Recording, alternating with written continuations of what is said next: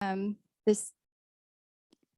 So we're going to get started on the recording, because for those that can't make this meeting, we are going to put this out on our website so that you can go back to the reference of the partner presentations and also what Kyra is going to talk about. So Kyra, you have about 5-10 minutes to talk about your project, and I'm going to mute myself. So if you'll go ahead and unmute and talk about all the fun things that you guys are doing.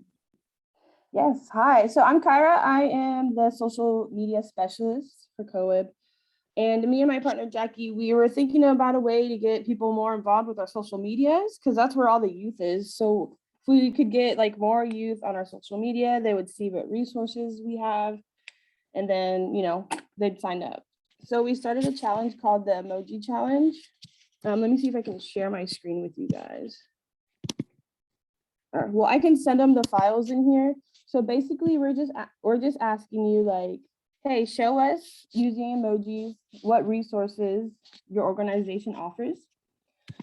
For ours, we have like a hard hat, a graduation cap, a dollar sign. Hold on, Kyra. I'll let you Okay. make it to where you can share. Give me a second.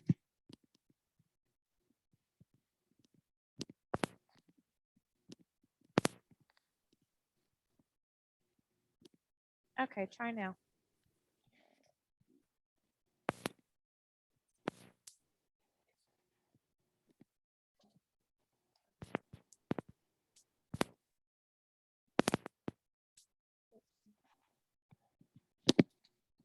Can you see? No. There it goes. There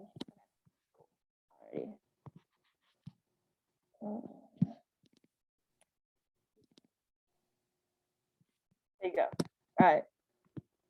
So for ours, we have somebody in a graduation cap, the cone, with the traffic cone, a hard hat, and money, and it represents, you know, getting training and high in demand jobs and getting good payment. Another one, free school, graduation and nursing. That's supposed to represent nursing. And then we have another one for like youth going to school, graduation, and in demand jobs. So we try to keep it just simple. We have different prompts. So this prompts. So this one is going to be for like your Instagram story. And then we have one for like your just post. So this would probably be the easier one for you guys to do. You would just post this like on a hard post, and then you do the emojis in the comments. And then we ask that you use the hashtag emoji resource challenge, and that you tag us. And if you can tag like 2 or 3 other companies, organizations on there. And then, yeah, I think I'm gonna launch it next week. If you guys can be involved with it. If you need to reach out to me, my email is social@coeb.org if you have any questions. I can also help you out on your emojis and your prompts if you'd like.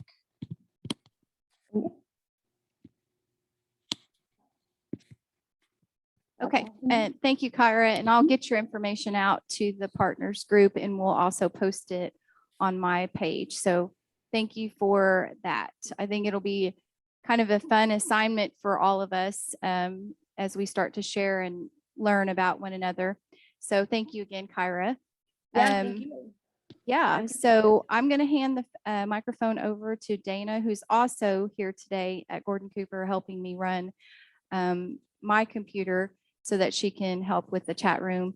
So I appreciate all that she does for me. And she's going to do a really quick update on business services. So here's Dana Clark. Thank you. So we have been in the middle of, here, can we see me better?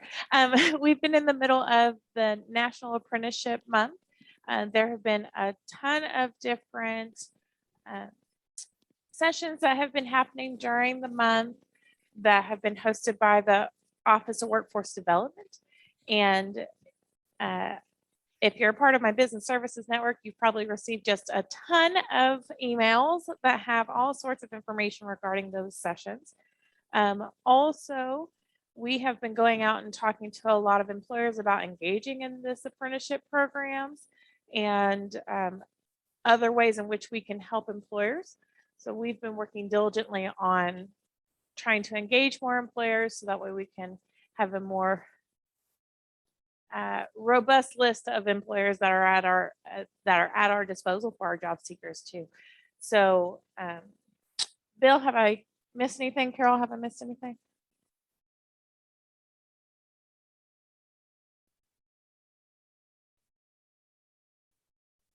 Mm, Sorry, I couldn't find the unmute button. I think you've covered it. Okay, there's not any hiring events that are coming up pretty quick, right? I can't think of any else. No. Nope. Kind of slowing down for the holiday. They are indeed slowing down for the holiday. But if there are employers that you know of that are looking to host job fairs, then we are happy to do that all at no cost, as well as the hot jobs that goes out on a weekly basis. So we can help with that as well, and any other services to connect you to other organizations that provide free or low cost services to employers. So that's my update. Thank you. All right, very good. Thanks, Dana. I appreciate that. So we're going to get started with our very first presenter. And we actually have your slides for all the presenters that are out there. So we've got Ellen and then we have Kirsten that is here with her group. So let me go ahead and get started with the first group. If you could go back to the agenda. Dana.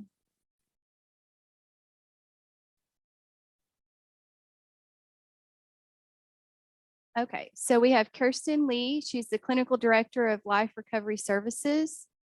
In the agenda, I embedded the address and also her email and the telephone.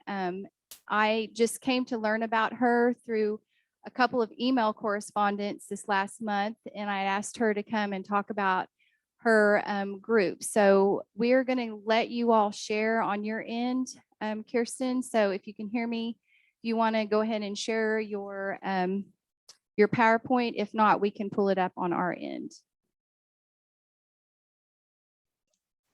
We will share. Okay, great.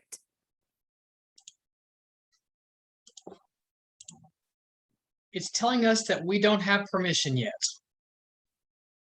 Can you give us just a few seconds? We're betcha. trying to change over.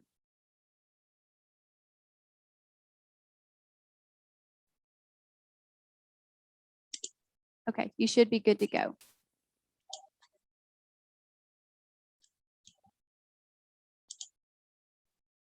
Right. Thank you all, Kim, for allowing us to come and share what we do. Again, my name is Kirsten Lee, and I am the Clinical Director of Life Recovery Services. And this is Cody Shoemaker. He is the Executive Director, and he is the founder of our organization. And so I thought it was most fitting for him to present because he's the talker and I'm not. So I'm going to turn it over to Cody. She told me that I just have to keep this short today. So I hear that the limit is like 6 hours. So I won't hold you any longer than that, I promise. I do appreciate you allowing us to kind of share about our program with everyone.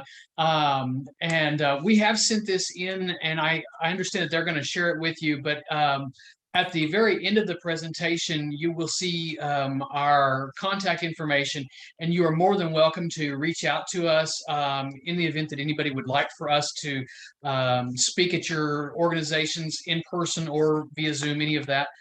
You're more than able to reach out and get in touch with us. So what we want to do is just kind of share a little bit about who we are today. When she said I'm the talker, she truly meant that I am the talker. I will talk your ear off. So if I'm running late and you need me to move along, just give me the nudge. But the one thing I'll do is I'll do my very best to keep it fairly short. But About 7 years ago, we actually got started. I was living in Ponca City, and I had a vision that I really wanted to move to the big city. And so I came down to Oklahoma City, and I started working for another organization. And I saw how things were done, and I was like, wow, this is great. And I think that I could kind of take some of this plus the experience that I've had, and the goal became to form Life Recovery. And so we established a agency that primarily deals with substance abuse, gambling, and mental health counseling. We pride ourselves in saying that we're just not just a general program that people come to for treatment, but we really want to be that place where people can receive the hope and the healing, everything that they need to really get into a better place in their life. And so we were founded to help people struggling with addiction, but we said that we did not want to just stop there. And so one of our goals has always been to include evidence-based programs that reach the one suffering, plus their family members, plus the friends. And so we formed a 501c3 nonprofit organization, and we basically got started. Kirsten, she has been with me almost from ground zero. She joined me just a few months later. We were actually working together at another place, and I snagged her and said, hey, you wanna form something with me? And she laughed and she says, no, not really. And I said, come on, let me twist your arm in. And so she did, and we've been going strong ever since. But what our philosophy essentially is that we really want to meet clients exactly where they are. We know that not everybody is ready for treatment. We know that not everybody has the resources or the know-how. Not everybody is just, primed and ready to go. And so we really try to meet them exactly where they are, and we individualize their treatment options so that it's going to be meaningful for them. So essentially, we get the buy-in from that client, and basically it allows us to then move them through the stages of change to the point where they have a very solid recovery program. We believe that treatment really depends on the client. It's not just something, we get a referral from, a lot of different programs, DHS and Department of Corrections, and there's such a wide variety of referrals that we get. But the gist is all these places, they give us information about what's going on with the client, but then we figure out, based on a very careful assessment, exactly what they need. So, and we incorporate that into their treatment, and we try to look at it more than just they're coming here for their alcohol use or their opioid use. We look at it and we say, okay, yes, that's a part of it, but their family is struggling. There's all kinds of social support needs. They have various mental health concerns, depression, anxiety, and all those things. And so we really incorporate those things into their treatment program so that we can kind of figure out exactly where they are and what they need. And so we have a very good understanding that, everybody has different physical problems, financial circumstances. They may have burned bridges with family and friends, and not everybody is in a great position. Okay. And if we're in all honesty here, 98% of the people that we have come through here, they are truly struggling to the point where they don't know where to turn. And, they found us online, or they found us through a referral or something. And we are the only hope that they know of at this moment. And so what we really try to do is we try to be that outside assistance to them so that we can address everything that they have need of. And if it's possible, we are going to make whatever connection that we can to address any of the physical, the mental health needs, the substance abuse needs, any of those kind of things. And we are a firm believer that if we can establish a positive support system, get that support network's involvement reestablished or established maybe for the first time in their lives, that is going to move them into a position for long-term success. And so we focus a lot on what our vision is, and it's really a simple vision. We want to be an innovative provider of treatment. We want to be able to educate individuals, families, friends. We want to reach out to the communities that are around us, and we want to deliver all of our services in a compassionate, respectful manner. We want to commit to being a facility of excellence, and we want that to be in everything that we do. And so if we're answering the phone, if we're meeting people in person, Zoom, it doesn't matter. We try our very best to always focus on this desire for excellence. Okay, so when we talk about our mission, man, it really took us a long time to come up with a mission statement when we were in the developing process. And I've worked at numerous agencies, and everybody kind of has their own mission about what they want to do. But our goal, when Kirsten and I actually sat down to do this, is we said we want to stand out from all the other agencies that are out there. Sometimes people get that impression that treatment providers are kind of a dime a dozen, and we said we don't want to be that. We want to be a powerful, world-class organization, and I believe that we are striving for that based on the innovation that we have, the facilities that we have, the location that we're in, and essentially we offer things that a lot of other places don't. And we'll kind of get into that here in a little bit, but the overall, I guess, idea behind our mission is that we want everything that we do to be able to foster all of the health, happiness, the longevity, getting people to understand that they can be self-reliant, and that they are able to create change behaviors so that they're living a more responsible lifestyle. And ultimately, the whole point is if they really want to recover, we're going to give them every opportunity possible, and they will begin that healing process. We don't have like a set time frame. We pride ourselves in not being a cookie cutter organization. And I've talked about this a couple of different times this week to clients, but I always think of like, making sugar cookies, and you get the little star cookie cutter and you stamp that out, and it's the same star every single time for every single cookie. And we pride ourselves in saying we are going to provide individualized care so that we are not doing that. We have this overall kind of umbrella package of what we offer, but everything is tailored specifically to what they need. And so to our clients, we are committed to doing that. It's individualized services, it's quality care, and it is, whoops, sorry, knock that mouse right off. It is going to allow them to get that hope that they need in a supportive and caring environment. With our employees, we want to make sure that we offer them the environment that encourages them to grow and support them, and we give them everything that we possibly can to help them.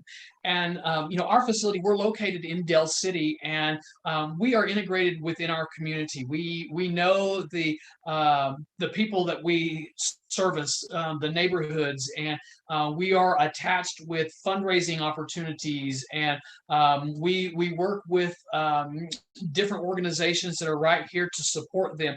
And so what we have said is we want to develop partnerships. We want to develop relationships with those that are in our area, and then expanding out into the rest of the state. But we are always going to put our clients first. And that's what our commitment to the community has been. And we said, our clients come in, they all have different needs. And if I just kind of lump them together, they're not going to get what they need. There's always somebody who's out to get other things from these clients. They've got bill collectors, and they've got probation officers, and everybody wants something from them. And what we tell them is we just want your commitment. If you'll give us your commitment, we're going to give you our commitment, and we're going to put you first, and you are at the top of our list. And so when we find out something, you're going to know it. And when we get resources, you're going to get those resources. And by developing those relationships, we really have seen some mighty successes come in working with our people.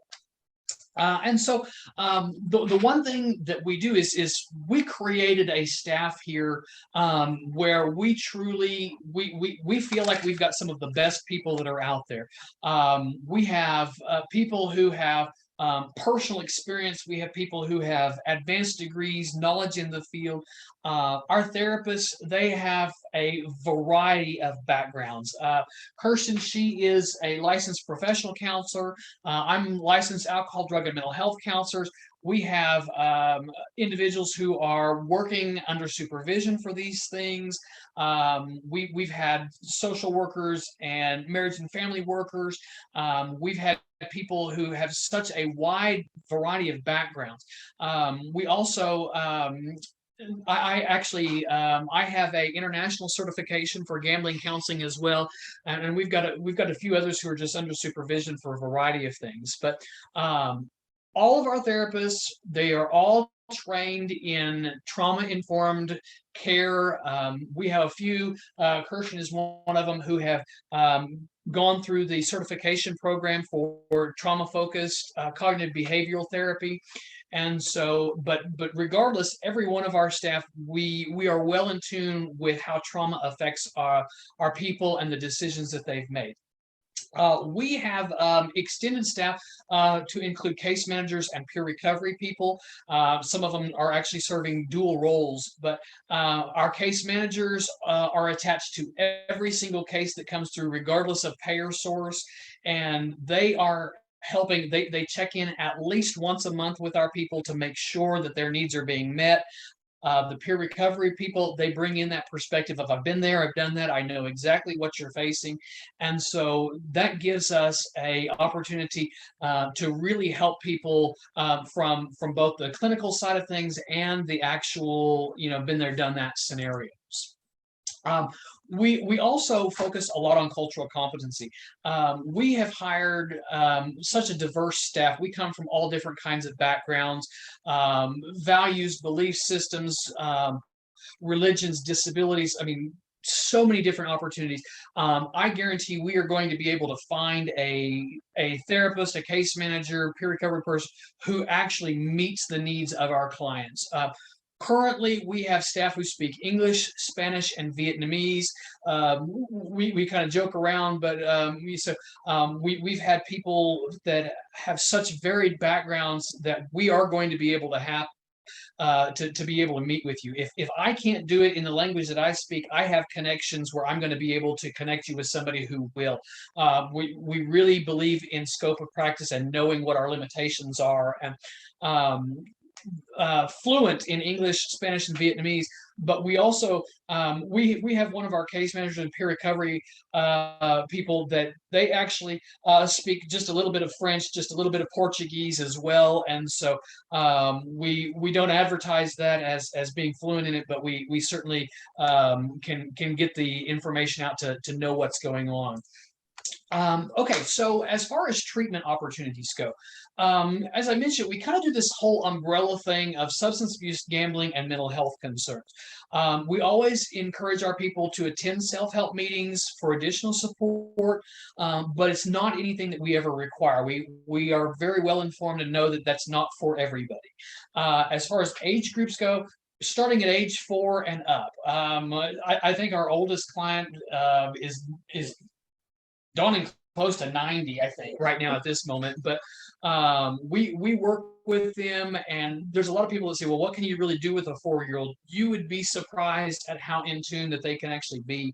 But the one thing that separates us from a lot of places is our services are available 7 days a week. We have people in the office here Monday through Saturday that are providing services, but we do telehealth, we do phone services, we do home-based, community-based. So there's a lot of different things that we offer. If we are talking about the in-person services, we are looking at the greater Oklahoma City area. We focus with primarily Oklahoma County, Cleveland County, Canadian County, Logan County, but we even have people up in Payne and K County as well. But as far as telehealth, we are statewide. So if clients aren't in this exact area and they don't mind visiting with a staff member over the phone or face to face through the computer, we absolutely can do that. Now, one of the things that we just, I guess we're coming on our year mark. We established a medication-assisted treatment program, and so we are now a certified provider through the Oklahoma Department of Mental Health and Substance Abuse Services. We are currently dispersing methadone for individuals who are struggling with opioid or heroin use, and so if it's specific to medication, those are done in offices through our pharmacy here. But we also can provide the therapy components outside of that through whatever services are available. But we are the only agency in the entire state that doses in the afternoon as well. So that kind of sets us apart from some of the other places as well. People are always interested to know what services are available. We really run a wide variety of different things. We have different groups that go on where we focus on kind of that accountability component, maybe with other group members who are going through things. But we have a wide variety of group services, but we also focus on individuals and families. And so couples therapy, premarital counseling, there's so many different things.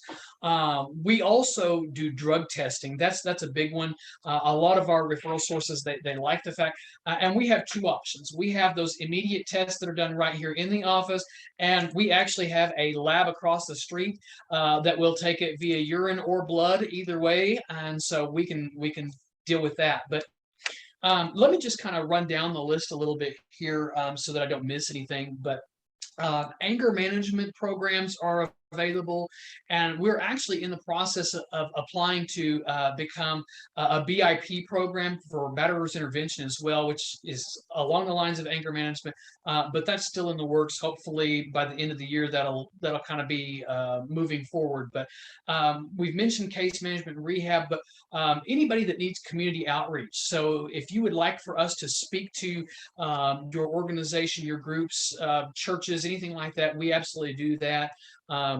If there's consultation, you have questions about a case and you're not really sure what to do, we are absolutely willing to sit down with you in person, over the phone, whatever we need to do for that. And if it's something that we can help you with, we will make that happen. If it's not, we will refer you to a more appropriate facility. But we work a lot with the courts. We have contract with Department of Corrections for community sentencing. We've worked a lot with like DUI courts, drug courts, things like that. So a lot of those services we kind of tie in there as well. We have training with domestic violence. We have, let me see over here on this right side, the life and coping skills courses to kind of help people out. Parenting courses. If any of your clients, they need a DHS approved parenting course, we have a 14-week course where we use the Strengthening Families model to do that. We talk about, we have clergy on staff. There's several of us out there, so we can do state approved premarital counseling to help them get their marriage certificates for a reduced price. In fact, we will marry you and bury you if that's what you need as well. So we kind of throw that in there. So we try to truly go kind of the gamut of it, but we really focus a lot on relapse prevention. We've hosted some self-help meetings and just education, things like that as well. But really, I mean, that's kind of the gist of what our agency does. This slide really just kind of shows you our information. I have actually been updating our website this week, and I have placed on there an updated brochure so that if anybody is interested, you can see that. This slide presentation is actually on there as well, but we have there's just so many things that we do. But if you have people that are in need of services, we would love to help you. We are in network with a variety of insurance programs. Sooner Care is probably the one that we see most. Probably 80% of our clients are Medicaid Sooner Care clients, but we have therapists who are in network with Aetna, Blue Cross Blue Shield, Cigna, the Department of Rehabilitative Services, Health Choice. We've got quite a few of them, but in the event that somebody does not have insurance, we will not turn somebody away because they don't have the ability to pay for services. We allot for a certain number of pro bono services in each year. So if you've got somebody who truly needs it, we are going to help them. But we just want to be here for anybody who has needs. If you've got somebody that you're not sure what to do with, we would ask, just give us a call, try us out, and let us know how we can help you. We really want to just be there for the community, and if there's something that we can do, we would absolutely love to help. So our website is here. It's okliferecovery.org.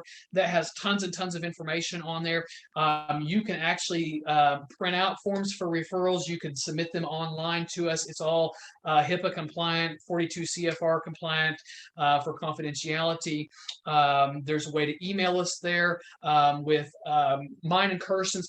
The helper email is the one that comes to the reception department. And Shanae is actually the one who is up there, and she's our care coordinator. She gets things started, and so she gets that ball rolling if somebody needs to get an intake or an assessment done. But we would love to be of services to you. If there's anything that we can do, please do not hesitate to get in touch with us. But that's the majority of the presentation. But I did want to just to take a moment to answer any questions that anybody might have as well. Sometimes I get to talking and I just keep going and going. So I apologize if I was too quickly running through things. Cody, thank you for that. We're checking the chat box right now to see if there's any questions. Do we have any questions from the audience? So the question is, if you could tell us again what your service area is that you're serving right now. Is it just Oklahoma County? No. If somebody is willing to do telehealth, we can go statewide. If they are looking for in-person services, we have therapists who are in Oklahoma County, Cleveland County, Canadian County, Logan County, Kay, and Payne County right now at this moment. So we cover kind of the central area and up north, but definitely if you've got somebody who's willing to do telehealth, we can reach them statewide. Okay, very good. Are there any other questions? Okay. Thank you so much to the both of you all. I learned a great deal. I will be providing this PowerPoint that you provided me to the AJC partners and the community-based organizations that are represented in this meeting. So thank you so much for your time. And certainly we will be sending you referrals, I'm sure. Yes, we've have some comments of people learning a great deal about your program. So we wish you lots of success, and we hope to be able to partner with you. I know that we'll be having some conversations about the WIOA programs. So we will reach back out to both of you all about that, as well as other programs that we have for participants that you have and that you serve. So thank you both, Cody and Kirsten, so much. We really appreciate the opportunity to join you today. Thank you.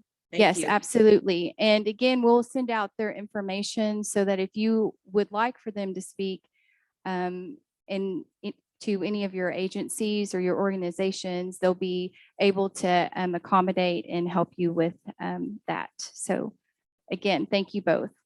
So the next speaker that we have is, we're going to move on to the second one, is Ellen Kimbrell, and she's the Associate Director of the Oklahoma Parents Center. So Ellen and I had a really nice chat before today, and I want to just thank her for that, because we talked for quite some time. We talked about where I used to work, and then about how we knew each other from a previous position that I had. But Ellen comes with great information. This program is not new to the state, but it is a statewide program. So I'm going to go ahead and turn it over to her and let her go ahead and get started on her presentation. And Ellen, thank you for being here today. Oh, thank you so much for having me. Let me see if I can get my presentation up here, and so I'm not talking. Start from the beginning. I want to say that even though Zoom has been around for, it seems like forever, I am no expert. I actually am kind of a newbie to it because, and I'll tell you why. I'm an old school person, and they had to like drag me kicking and screaming into this realm because I'm still not comfortable doing it. It's funny how you can be in front of a crowd of people, 300 or more, and talk and not be nervous at all. But then when you get in front of a computer screen, you're like, oh, I don't know if I know this stuff or not. But anyway, my name is Ellen Kimbrell, and I have been with the Parent Center for, this is going my 21st year. I am a mother of 3 boys, and my youngest son, Billy, was born with a rare skin disorder. And when he was 28 months old, we found out that he was profoundly deaf. And then at 18, we found out that he is legally blind. And so my journey started in special education anyway, started at 3 when he started school, and I knew nothing. But luckily, thankfully, someone told me about, back then it was called Pro Oklahoma. And so shortly after that, it was changed to the Oklahoma Parent Center in 2001. And then the current director, Sharon Coppage Long, and myself took over the project in 2007. And we've had it ever since. So we are what we're going to talk about really briefly today. It's about a 15-minute presentation, and I just want to touch base with what we do for families of children birth through 26. And so we are in that transition age of kiddos when they're exiting high school and trying to navigate the real world, which I think even atypical students struggle with. I know I didn't know what I wanted to do when I was 18. But anyway, we're going to talk about a little bit what we tell families in the beginning when they're first learning about their rights. So this workshop was developed by grant funding through, because we are a 501c3 as well. We are grant funded through the U.S. Department of Education, Office of Special Education Programs. And then we do receive some additional funding from the Oklahoma State Department of Ed that allows us to do these types of events. We do statewide conference. We have not had a statewide conference since COVID, but we are in the process of trying to look at doing an online or a hybrid type conference. And but man, it's a learning curve when you're not familiar with it. But anyway, so we do all kinds of trainings like this one. So before the training begins, so I just want to stay within the time frame. This is kind of for families because they a lot of times will ask questions, and we want to make sure we're mindful of people's personal information. I'm going to, of course, allow time for question and answer if you do have questions. And then we have a brief little survey if you don't mind filling that out. Just if you have federal money, you know you have to, like, the feds love all that kind of stuff. So today we're just going to briefly talk about an IEP, or an individualized education program, and parent rights advocacy, and then how you can reach us, or how we can help you. So we know that every child, regardless of the age, deserves a champion. And so the little girl that put this PowerPoint together found this, and I just thought it was so great. And the quotation is so important because, you know, truly, because I will say the calls we get, because we do lots and lots of one-on-one parent advising phone calls. And I would say probably about 85% of the calls we get are behavior related, children that are struggling in the school setting with behavioral challenges. And oftentimes if we can get someone to say, I believe in you, inside that setting, it makes a big difference. So anyway, that's why we believe in that.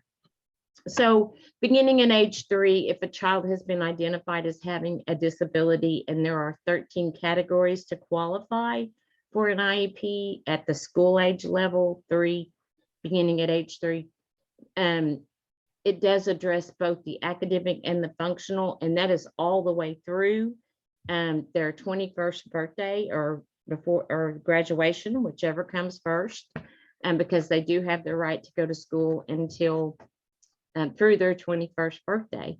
And it's going to provide the present level of academic performance. And so we help families navigate through that whole process. The IEP, I don't know if any of you have ever been to an individualized education program meeting.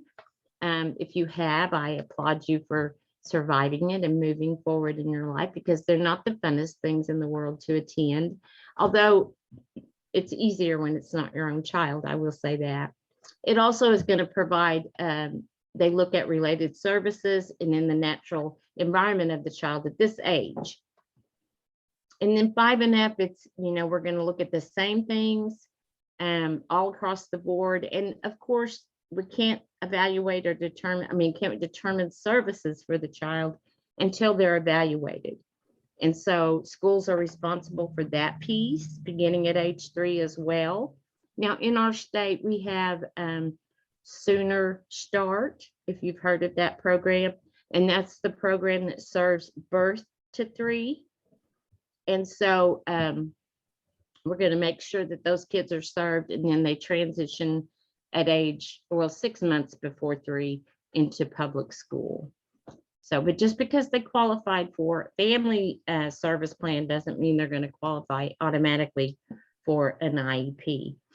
So there are 6 principles to the Individuals with Disabilities Education Act, and that's the law that affords children the right to have an IEP in public school. And so we teach families about each one of these principles, what it means for them, what it means for their child. So we go over that in great detail. We have trainings on specific, like step-by-step IEP guidance, because it is a very cumbersome process to learn. And school personnel, of course, know the language, but families oftentimes, most usually, do not know the language. And I'm a big proponent of communication. I guess because not just because my son is deaf, I'm like the previous guest, Mr. Shoemaker. I am most definitely a talker, so it must be our field of work. I'm not sure, but communication is so important and such a key factor into working collaboratively with school districts and beyond for families. So I haven't checked the chat. I don't know if anybody's asked. I didn't know if we were going to wait till the end, but I kind of already gone over this slide because I don't ever go in order. So I'm going to skip through there.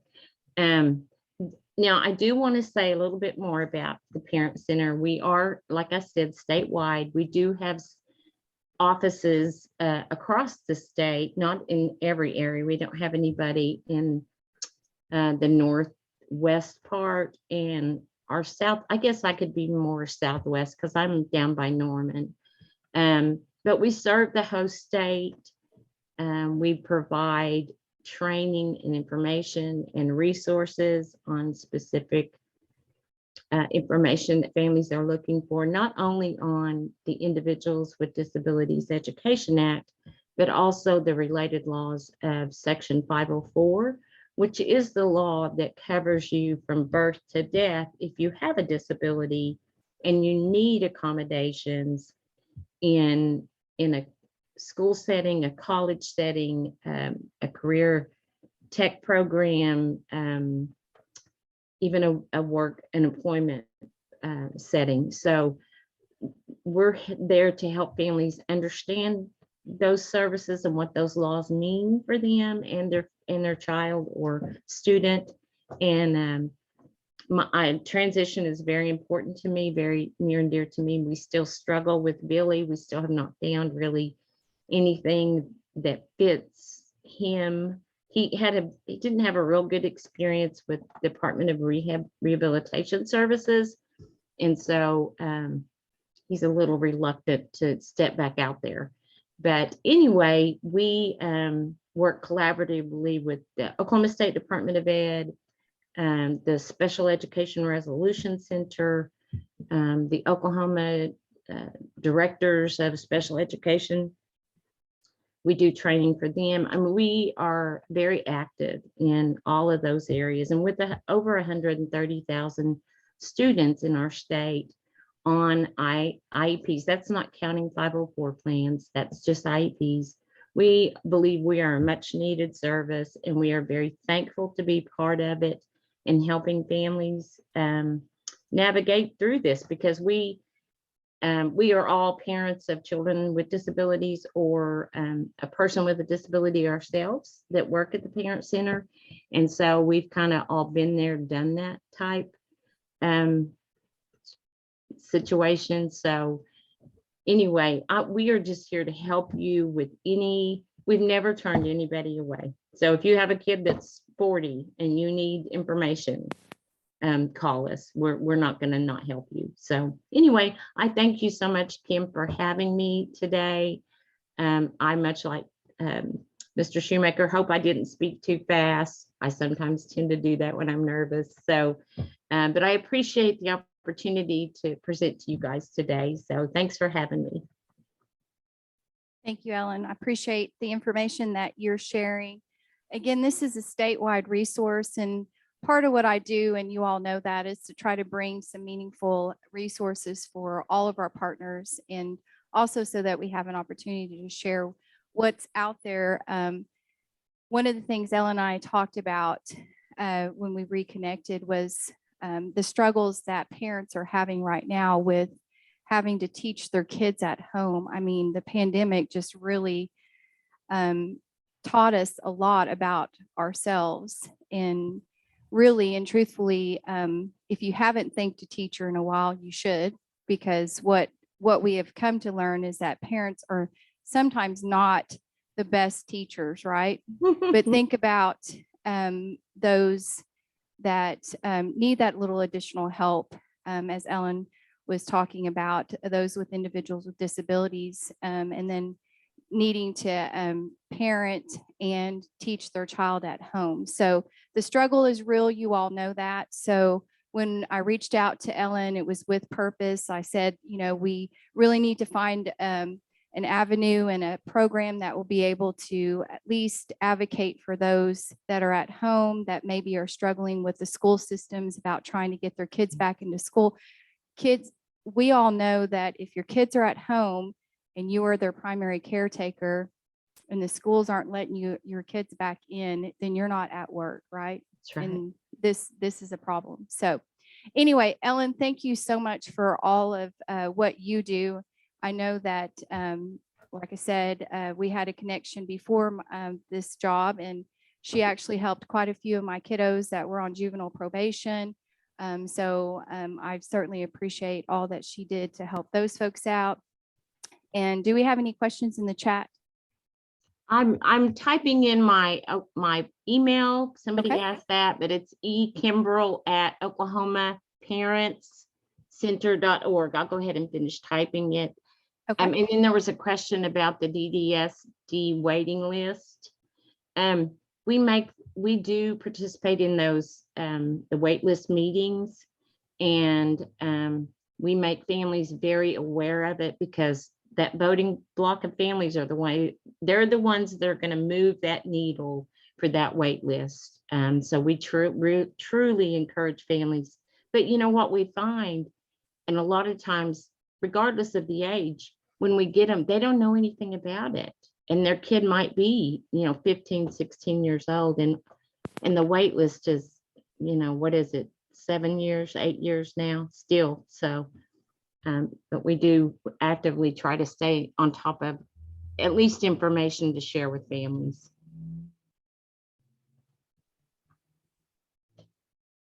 I think that was I think I Okay. answered the other one. So Dana, do you want to read that question out loud? Can someone older in their 20s be considered for this program? Like I said, I think you had answered it, but if you don't mind again. Yeah, no, our mission is we train and inform families of children with disabilities birth through 26. But if you know families that are struggling, or if they're a person with a disability themselves, we can certainly hook them up with information and resources to get them to the right people that they need support for or with. All right, very good. Do Okay. we have any questions from the audience? We have a small group today. Yeah. So any questions? Nope. Hmm.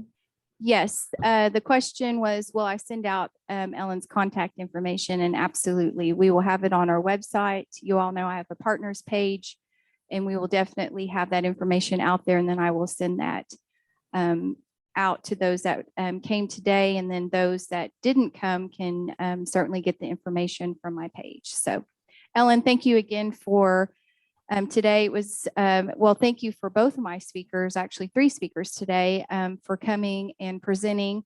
I learned a great deal about another 2 community-based organizations, and that's fantastic, especially for what we do. So thank you again. Just real quick, I put my direct line in there, my Okay. 405-485-8660. That's my direct line. Okay, very good. And I will get that updated. I think on the agenda, I just put the main number for the center. So thank you. And for they sharing. can call that. They can call that too, because I'm just one. I can't help everybody. Sure, I got that. I feel that. That's hashtag same. So Yeah. anyway, okay. For those that know me, know that that's a funny joke.